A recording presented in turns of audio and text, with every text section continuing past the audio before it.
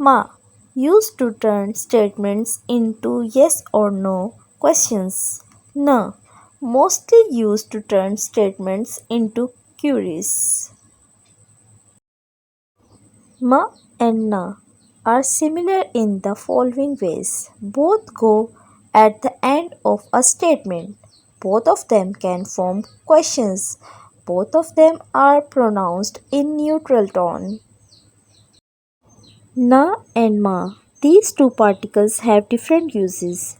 Ma is used to turn statements into yes or no questions. Na is mostly used to turn statements into queries, amongst other things. Ma.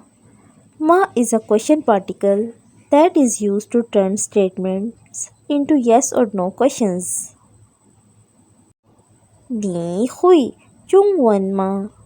Do you speak Chinese? 这里有洗手间吗? Is there a toilet here?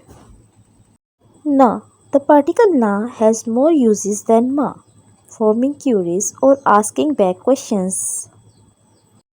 Ni na and you, wo na, what about me? 这些东西呢? What about these things?